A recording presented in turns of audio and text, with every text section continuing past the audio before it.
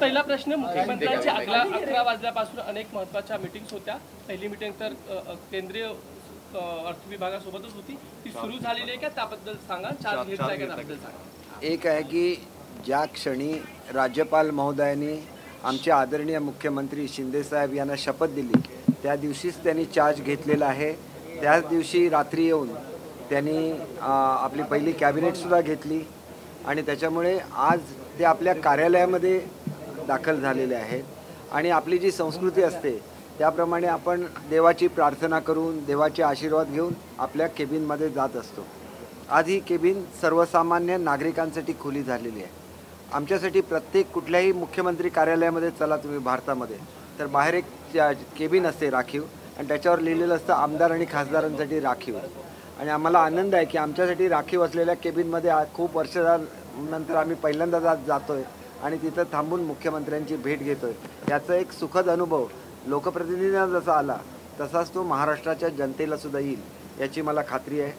आज अत्यंत महत्त्वाची अशी मीटिंग आदरणीय आमच्या मुख्यमंत्री महोदयांची व्हिडिओ कॉन्फरन्सिंगद्वारा आदरणीय सीतारामन मॅडमची आहे आणि त्याच्यामध्ये सुद्धा महाराष्ट्रासाठी काहीतरी ते निश्चितपणे मिळवतील याची आम्हाला खात्री आहे.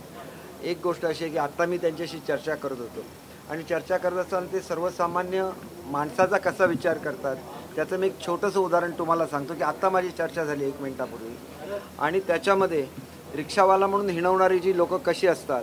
आणि साहेबांनी मला असं म्हणाले की आपल्याकडे एस-टी स्टँड असतात आणि एस-टी स्टँडवरून प्रवासी उतरला की तो रिक्षामध्ये बसून आपापल्या घरी जातो. म्हणजे दोघं एकामेकाशी संबंधित आहे. परंतु एस-टीतून लोक येतात त्यांना मात्र छान आगर असतो. मात्र ते रिक्षावाले बाहेर तळमळत उभे असतात. उन्हामध्ये रिक्षा असतात, रिक्षा तापलेल्या असतात, त्याच्यामध्येच ते बसलेले असतात. आपल्याला तात्पुरता का होईना त्यांना असा निवारा छोटासा एस-टीच्या आवारामध्ये करून देता येईल का हा सुद्धा विचार त्यांच्यामध्ये येऊ शकतो. त्याच्यासाठी तो वेगळा प्लान आता ते बनवणार आहेत, योजना बनवणार आहेत. परंतु हा फरक असतो की रिक्षावाला म्हणून हिणवण्यामध्ये आणि रिक्षावाल्यांची दुःख समजणाऱ्यामध्ये हा फरक असतो आणि तो फरक महाराष्ट्राच्या जनतेला जाणवेल एवढंच या निमित्ताने त्यांना शुभेच्छा देताना मी सांगितलं. आशीर्वाद घ्यायला जसं आम्ही एक मोठी लढाई आज जिंकलेलो आहेत, मी सुद्धा आता शिर्डीला निघालो साईबाबांचे आशीर्वाद घ्यायला. शेवटी आम्ही देवाला मानणारी लोक आहोत. आम्ही देवाकडे प्रार्थना करताना नेहमी महाराष्ट्राच्या जनतेसाठी प्रार्थना करतो. एक मोठं संकट महाराष्ट्रावर येऊ घातलेलं आहे ते आपले रेड अलर्ट सगळीकडे पावसाचे जारी केलेले आहेत आणि अशा परिस्थितीमध्ये एक मुख्यमंत्री की ज्यांनी प्रत्येक पालक सचिवाला त्या जिल्ह्यामध्ये पाठवलेलं आहे तिथला आढावा घ्यायला, तिथल्या लोकांना दिलासा द्यायला. म्हणून याच्या पुढे येणारे शासन हे सर्वसामान्य लोकांचं आहे आणि सर्वसामान्य दिलासा देणारे शासन आहे. आणि मी तुम्हाला सांगतो की अतिशय ज्येष्ठ अशा सनदी अधिकाऱ्यांचा मला फोन आला दिल्लीवरून. म्हणजे अनेक लोकांशी चांगले संबंध आहेत. त्यांनी माझं अभिनंदन एवढ्यासाठीच केलं की तुम्ही आमदारांनी जी लढाई दिली ती महाराष्ट्राच्या हितासाठी होती. महाराष्ट्राचा गाडा आता पुन्हा एकदा रुळावर येईल आणि महाराष्ट्राची जी पास्ट ग्लोरी, ते मला पास्ट ग्लोरी म्हणाले इंग्लिशमध्ये, म्हणजे महाराष्ट्राचं गतवैभव आता पुन्हा एकदा महाराष्ट्राला प्राप्त होईल. ही प्रत्येक महाराष्ट्रावर प्रेम करणाऱ्या माणसाची भावना आहे, व्यक्तीची भावना आहे. भारतामध्ये कुठेही राहो त्यांची भावना आहे आणि ती भावना याच्यामधून दिसली मला. एवढंच मला ह्या ठिकाणी सांगतो. आता तुम्ही म्हणालात काही वेळापूर्वी की मुख्यमंत्री जालन्यात जाऊन मुख्यमंत्र्यांना भेटण्याचा आनंद झाला. याच्या आधी हा आनंद पासून वंचित होतो तुम्ही? हे बघा, मी अनेक मुख्यमंत्री महोदयांबरोबर काम केलं. आता मी 13-14 वर्ष आमदार आहे. तर एक गोष्ट लक्षात घ्या, मी कधीही जाऊ शकत होतो, वर्षावर कधीही जाऊ शकतो. असं मग ते विलासराव देशमुख असून दे, अशोकराव चव्हाण असून दे, कोणी मुख्यमंत्री असून दे, आम्ही जाऊ शकत होतो. हे कसं असतं की ही एक मोकळीक असते आमदार खासदारांना फक्त की ते जाऊ शकतात. आणि ते का जाऊ शकतात तर ते लाखो लोकांचे प्रतिनिधी असतात म्हणून त्यांचा मान त्यांना मिळाला पाहिजे. आणि म्हणून मला असं वाटतं की आजचा दिवस हा राजकारणाच्या पलीकडे जाऊन आनंद व्यक्त करण्याचा आहे. तो आनंद आमच्या मनामध्ये आपण पाहत आहोत की शिवसेना प्रमुख बाळासाहेब ठाकरे, धर्मवीर आनंद दिघे यांच्या सर्वांच्या तस्वीरी अर्थातच पंतप्रधान नरेंद्र मोदी असतील, एकनाथजी गोविंद राष्ट्रपती आणि महामानव डॉक्टर यांची तस्वीरी आहे. कुठेतरी म्हणण्यात आलं होतं की बाळासाहेब ठाकरेंचा वापर करू नका, त्यांचं नाव लावू नका. आज मुख्यमंत्री कार्यालयामध्ये थेट पाठीमागे त्यांच्या चेअरच्या शिवसेना प्रमुख बाळासाहेब ठाकरे दिसले. बाळासाहेब हे संपूर्ण महाराष्ट्राचे आहेत. बाळासाहेब कोणाची प्रॉपर्टी नाही. बाळासाहेब हे महाराष्ट्राच्या जनतेच्या हृदयामध्ये असतात. ते त्यांचं स्थान कोणीही काढून घेऊ शकणार नाही. आणि म्हणून मला असं वाटतं की बाळासाहेब हे सर्वांचे आहेत आणि बाळासाहेब हे सर्वांचे राहणार, ही वस्तुस्थिती आहे. आणि त्याच्यापेक्षा जास्त बाळासाहेब हे महाराष्ट्राचे होते आणि भारताचे सुद्धा होते, ही सुद्धा वस्तुस्थिती आहे आणि ती वस्तुस्थिती कोणीही बदलू शकत नाही, ही सुद्धा वस्तुस्थिती आहे. तो 2 वेळा 3 वेळा वस्तुस्थिती सांगितली, कारण जे खरं आहे त्याला वस्तुस्थिती म्हणतात. आपको हिंदी में चाहिए बाई. प्रश्न विचारतो असा की संजय राऊत थोड्या वेळापूर्वी असं म्हणत होते की 2019 साली जेव्हा सरकार आलं तेव्हा अनेक जण माझ्याकडे येऊन पायावर लोटांगण घालत होते. ठीक आहे, त्यावेळेस जेव्हा भाजपने जे आहे दगा दिला, त्यानंतर आम्ही सरकार आणलं, त्यावेळेस तुम्ही का नाही बंड केलं, त्यावेळेस का नाही बोललात तुम्ही हिंदुत्वाच्या मुद्द्यावर. आता तुम्ही सगळे, आणि दुसरं मग ते म्हणतात की तुम्ही प्रत्येक वेळेस वेगवेगळे कारणं सांगतात, काय ते एकदा ठरवा, तुमचाच गोंधळ होतो. एक तर असं आहे की अनेक गोष्टी राऊतांना माहितीही नसतात की काय चाललेल्या आहेत त्या. मी असं म्हटलं तर चुकीचं ठरेल, पण ते स्वतःला खूप जवळचे समजतात. तसं नसतं, ते खूप जवळचे पवारसाहेबांचे असतील. उद्धव साहेबांच्याबद्दल किती प्रेम करतात ह्याचे मला खरोखर माहिती नाही. आणि त्याच्यामुळे मला एवढंच सांगायचं आहे की आम्ही हा विचार आज नाही सांगितला. मी स्वतः तर 4-5 महिने झाले आणि मला जेव्हा जाणीव झाली की शिवसेना धोक्यामध्ये येते आहे, त्या दिवसापासून माझे प्रयत्न चालू होते साहेबांचं मन वळवण्यासाठी. आणि हे आज सांगायचं, आम्ही का जाहीर सांगायचं, आमच्या नेत्याशी आम्ही काय बोलतो हे आम्ही जाहीर का सांगायचं.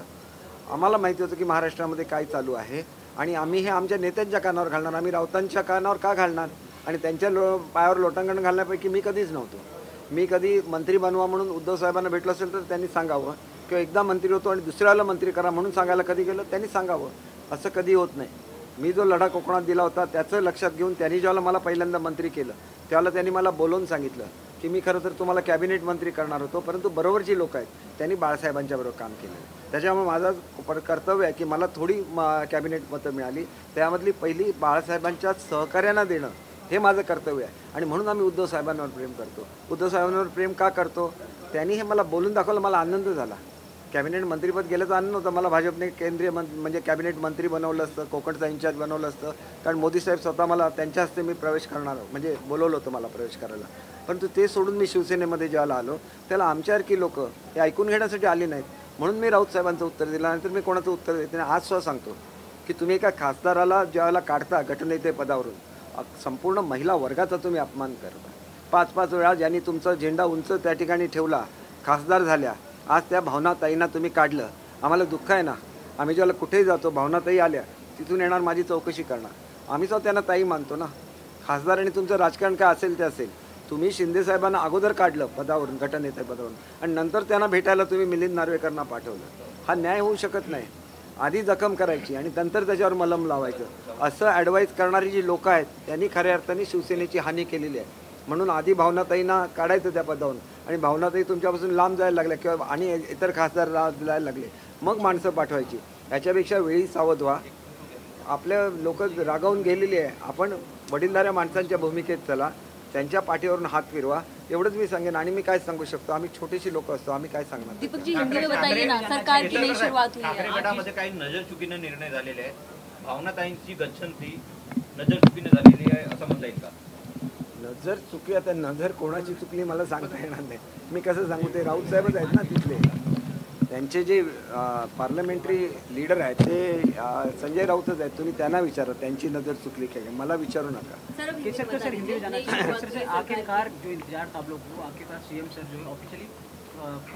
नहीं, देखिए ये आपकी सोच है कि ये आज पदभार ले रहे हैं. जिस दिन गवर्नर साहब ने उनको शपथ दी, गोपनीयता की शपथ दी, वो शपथ लेने के बाद वो सीधा यहाँ आ गए मंत्रालय में और उन्होंने अपना पहला कैबिनेट लिया. तो उन्होंने तब से पदभार संभाला है जब उन्होंने शपथ ली, और उनके साथ फडणवीस साहब भी थे. दोनों इतने कर्तव्यदक्ष है कि अपना कर्तव्य वो निभाते हैं. दूसरी चीज़ ये है कि हम लोग एक संस्कृति से आते हैं, चाहे वो किसी भी हो, हिंदुस्तान की संस्कृति है, तो हम लोग एक छोटा सा पूजा करते हैं, भगवान का आशीर्वाद लेते हैं और फिर अपने नए ऑफिस में जाते हैं. हमारे यहाँ कोई नया घर बनाता है तो वो उसका वास्तु शांति करता है. वो एक कल्चर है इंडिया का. तो ये कल्चर है, उस हिसाब से वो आज सीएम ऑफिस में जा रहे हैं. तो एक छोटा सा पूजा था जो किया था कि आगे चल के उनके हाथ से महाराष्ट्र का बहुत बड़ा हित हो जाए. और वो एक ऐसे नेता है कि जो हमेशा दूसरे के बारे में सोचते हैं. समझिए, उनको किसी ने रिक्शा वाला बोल के ये किया था, मतलब कम करने की कोशिश की थी. तो आज मुझसे वो बात कर रहे थे कि हमारे वो रिक्शा वाले हैं वो जो एसटी स्टैंड रहता है, तो एसटी स्टैंड से जो आदमी आता है वो तो लंबे डिस्टेंस से आता है, फिर वो रिक्शा में बैठ के अपने घर पे जाता है। तो हर एक एसटी स्टैंड के बाहर रिक्शा खड़ी रहती है, लेकिन वो धूप में खड़ी रहती है, जबकि उनको ज़मीन दी है एसटी ने रिक्शा खड़ी करने के लिए, लेकिन उनके ऊपर शेल्टर नहीं दिया। तो आज वो उनके बारे में भी सोचना। एक उनको रिक्शा वाला मत बोलिए, वो एक आम आदमी की तस्वीर है जो आगे आके आपके समझ में आएगा कि महाराष्ट्र में क्या परिवर्तन हो जाएगा। और मेरे एक बहुत बड़े अधिकारी से बात हो गई जो महाराष्ट्र में थे और दिल्ली में गए, तो उन्होंने मुझे बोला कि आज मेरे लिए भी एक बहुत खुशी का दिन है कि आज महाराष्ट्र की गाड़ी जो है वो पटरी पे आ गई। अब महाराष्ट्र की ग्लोरी वापस उनको मिल जाएगी। मतलब ये है कि महाराष्ट्र एक महान राष्ट्र है और उसका जो सम्मान है वो बढ़ाना है और उसकी जो पास्ट ग्लोरी है उसको वापस लाना है।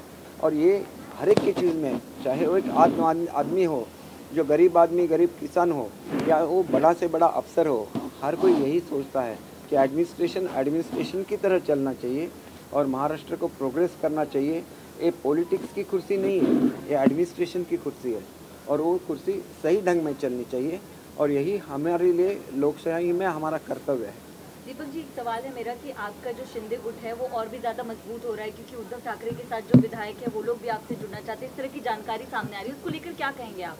हमारा गुट बिल्कुल नहीं है, हम शिवसेना हैं और अगर शिवसेना प्रमुख चाहे तो कभी भी बोल सकते कि हमारे लोग हैं। अगर बाबा साहब होते तो वो शिंदे साहब को बुला लेते और उनकी पीठ थपथपाते और बोलते कि मेरे शेर ने आज महाराष्ट्र की गद्दी जीत ली है। ये उनका बड़ा हृदय था, तो बड़ा हृदय होना भी एक महाराष्ट्र की खासियत है, वो बड़ा हृदय दिखाना चाहिए। सर, कुछ जो विधायक हैं वो भी आप लोगों के संपर्क में हैं क्या, जो बाकी अभी तक? देखिए, हम ऐसा कभी, शिंदे साहब ने भी कभी भी ऐसी कोशिश नहीं की है, लेकिन आपने देखा कि एक एमपी है राहुल शेवाले जी, उन्होंने एक खत लिखा उद्धव साहब को कि हमें बीजेपी के जो कैंडिडेट है, हमारे जो मुर्मू मैडम है जो खड़ी हुई है, वो उनको राष्ट्रपति के लिए वोट करना चाहिए। देखिए, ये भावना है एक आदिवासी महिला के लिए, जो हर किसी की भावना होनी चाहिए, ना कि उन्होंने बोलना चाहिए, हर एमपी ने वो वोट भी डालना चाहिए। और अगर बाला साहब होते तो बाला साहब बोलते कि चाहे कुछ भी हो, आज हम इनको ही वोट डालेंगे, इसको बाला साहब बोलते हैं, इसीलिए बाला साहब का फोटो हर जगह पे रहता है। सर, आज संजय राउत ने एक बार फिर बयान दिया, उन्होंने कहा कि अगर शिवसेना जो है अगर बीजेपी से जाना तो 2019 में क्यों नहीं की, क्या वजह? वो उसका जवाब उनको देना पड़ेगा। आपने जो इलेक्शन लड़ा था वो सेना बीजेपी युति अलायंस करके आपने लड़ा था, फिर आप क्यों गए? और आप बोलते कि आप उस आघाड़ी के शिल्पकार हैं, तो आप ही जिम्मेदार है इसके लिए। आप खुद को शिल्पकार बोलते तो आप ही जिम्मेदार हैं। कार्रवाई की गई है उसको लेकर क्या कहेंगे? देखिए, एक ऐसा है कि भावना जी को मैंने बहुत करीब से काम करते हुए देखा है। ये पहली हमारी लेडी एमएलए थी, तो आज सब महिला वर्ग जो है उनका अपमान हो गया है। महाराष्ट्र ऐसा राज्य है कि जिसने पहला महिला धोरण दिया महिलाओं के लिए, और उसी राज्य में अगर हमारे एक एमपी को, जो महिला एमपी है, उसको पद से निकाला जाता है तो वो समस्त महिला वर्ग का अपमान है, ऐसे मैं खुद सोचता हूँ। उनको बुलाना चाहिए था, उनके साथ बात करनी चाहिए थी, ये तरीका नहीं होता। देखिए, शिंदे साहब को पहले निकाल दिया और फिर उनके पास मिलने के लिए आदमी भेज दिए, तो आप पहले जख्म बनाते हैं और फिर उसमें मलहम लगाते हैं। यही वो शायद राउत जी, वो उनके लीडर है, वो उनको बताते होंगे कि पहले जख्म बनाओ तो उनको मलहम की ज़रूरत लगेगी, फिर आप मलहम भेज दो, ऐसे रहता है। फिर ऑइंटमेंट भेज दो, वो जो उनको वुंड हुई है उसको हिल करने के लिए, ऐसे नहीं होता है। आप लोगों के दिल जीतिए, और दिल जीतेंगे तो आप पूरी दुनिया जीत सकते हैं, प्यार से दुनिया जीती जा सकती है। कहीं ना कहीं ये मान के चले कि आपका बयान जो आप कह रहे दिल जीतने का, क्या उद्धव ठाकरे ने लोग काफ़ी निराश थे? देखिए, उन्होंने लोगों का जरूर मन जीत लिया जब वो कोरोना के अगेंस्ट फाइट कर रहे थे, क्योंकि देखिए उन पर हार्ट सर्जरीज हो गई है और उनके लिए कोरोना काल में काम करना बहुत मुश्किल था। उस मुश्किल में भी उन्होंने जो काम किया, इसके लिए पूरे भारतवर्ष ने उनकी सराहना की। तो मैंने कहाँ बोला कि उन्होंने अच्छा काम नहीं किया? एक ही काम नहीं रहता है, काम बहुत सारे रहते हैं, और वो बहुत सारे काम अलग अलग सेक्टर के रहते हैं। कोई किसान का काम रहता है, कोई मजदूर का काम रहता है, कोई शहरी लोग हैं उनका काम रहता है, तो अलग अलग सेक्टर्स है। तो उनके लिए जब काम करना है तो आपको लोगों को मिलना पड़ता है, बहुत सारे लोगों से इंटरेक्ट करना पड़ता है। गरीब लोग जो हफ्ते में एक बार आते हैं, कि उनको लगता है कि मैं अगर सीएम साहब को मिलूँगा, उनको एक चिट्ठी दूंगा तो मेरा काम मिल जाएगा। चाहे उनका काम हो या ना हो, सीएम उनको मिलते हैं तो उनको तसल्ली हो जाती है, और ये तसल्ली बहुत अहमियत रखती है लोकसभा में, ये लोक गणतंत्र में। सर एक और सवाल जानना चाहेंगे, जिस तरह से आपने उद्धव ठाकरे सबकी तारीफ की है, अगर वो आपको कॉल करते हैं आप सभी को, क्या वापस आप लोग जाएंगे उनके साथ? देखिए वो हमारे नेता हैं। मैं आपको एक छोटा सा उदाहरण देता हूँ। देखिए एक मैरिज तय हुआ था और वो मैरिज किसी काम से किसी को लगा कि मेरा मान नहीं रखा, इसी वो मैरिज टूट गया। मेरी सुनिए तो, और अगर वो लड़का लड़की भाग जाती है और फिर उसको वापस आना है तो उसको अपने जो घर के प्रमुख है उसका भी परमिशन लेना पड़ेगा, और उसके जो पिताजी है उसको भी उनको बुलाना पड़ेगा। तो अभी तो क्या ये मैरिज हो गया समझिए, सेना बीजेपी का अलायंस हो गया, तो अभी हम लोग अकेले निर्णय नहीं ले सकते, बीजेपी को भी कंसल्ट करना पड़ेगा। ये तो बात ये हो गई। और हमारे हेड ऑफ द फैमिली कौन है? उद्धव साहब है, उनको हमें बुलाना पड़ेगा, उसके सिवाय कुछ नहीं होगा। और अगर बुलाते हैं तो भी उनको, जो मैंने अभी आपको एग्जाम्पल दिया, उस तरह बीजेपी से बात करनी पड़ेगी, उनके टॉप लीडर से, कि हम लोग अभी आशीर्वाद दे रहे हैं। तो ये हो गया ना, अभी सब हो गया। अब इससे पीछे देखिए, जो महाराष्ट्र में हो गया उसको हम लोग पीछे नहीं लेके जा सकते। आगे चल के क्या करना है वो एक बड़ा लीडर सोचता है, और उद्धव साहब एक बड़े लीडर है, उनको आप अपना आशीर्वाद हमको देना चाहिए, हम सब लोगों को आशीर्वाद देना चाहिए, महाराष्ट्र की जनता को आशीर्वाद देना चाहिए। और जैसे बाबा साहब एक सुप्रीमो थे, वैसे सुप्रीमो उनको बनना चाहिए, ना कि कोई पद लेना चाहिए, ऐसे मुझे लगता है। बाबा साहब सुप्रीमो क्यों थे? वो दूसरों को बनाते थे, वो दूसरों को मुख्यमंत्री बनाते थे। जब कोई स्टेट में भी, अभी देखिए गुजरात में एक समस्या हुई थी, और उस वक्त भी उन्होंने बात की थी टॉप लीडरशिप से कि ये नहीं होना चाहिए, तो उनका लोग सुनते थे, क्योंकि वो कोई अपने हित की बात नहीं करते थे, वो जनता के हित की बात करते थे, हिंदुत्व के हित की बात करते थे। आखिरी सवाल हमारा कि असली शिवसेना को लेकर लगातार सवाल उठ रहे हैं, उसको कब तक वो चीज? देखिए असली और नकली शिवसेना बिल्कुल नहीं रहती है। हमारा शिवसेना वो विधिमंडल का गठ है, और वो गठ हमारा रहेगा, आज जो सत्ता में है।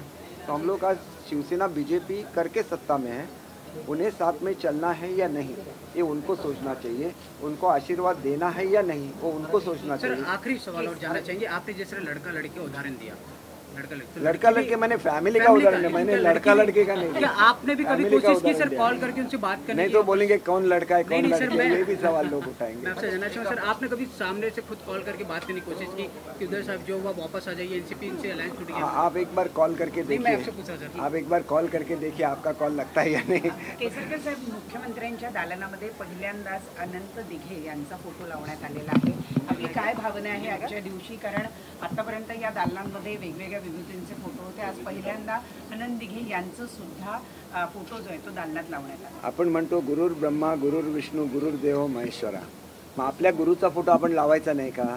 ते धर्मवीर आनंद दिघे होते आणि ते शिंदे साहेबांचे गुरु होते, मग गुरुचा एका शिष्याने केलेला तो सन्मान आहे असं मला स्वतःला वाटतं। त्यांची तस्वीर या मंत्रालयामध्ये लागणं हा त्या गुरुचा त्यांनी केलेला सन्मान आहे, आणि त्याच्याबरोबर त्यांनी सगळ्यांचे फोटो लावलेले असणार, बाळासाहेबांचा असणार, मोदी साहेबांचा असणार, त्या ठिकाणी राष्ट्रपतींचा असणार, सगळ्यांचेच असणार।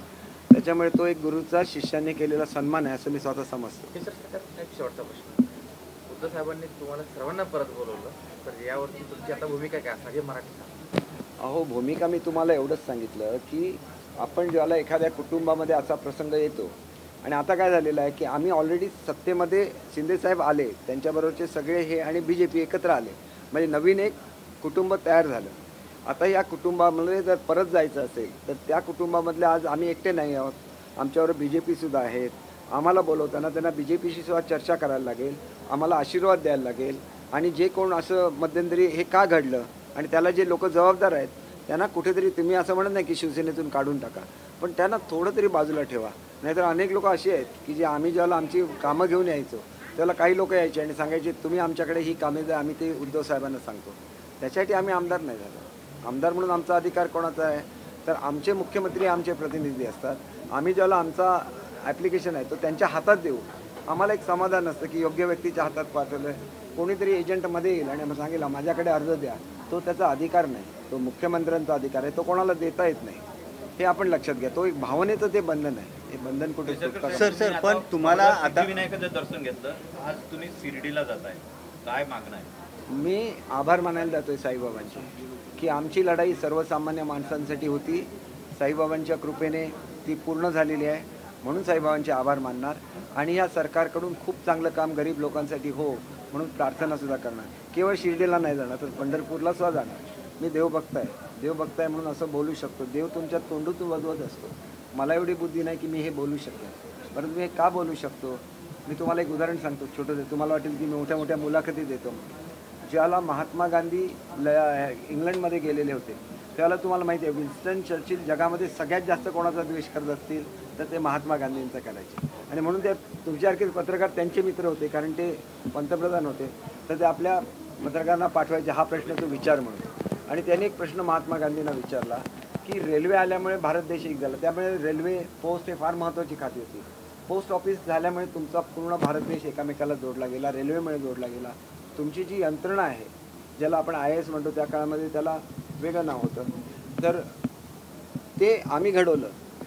जर आम्ही नसलो तर तुमचा देश चालवणार कोण?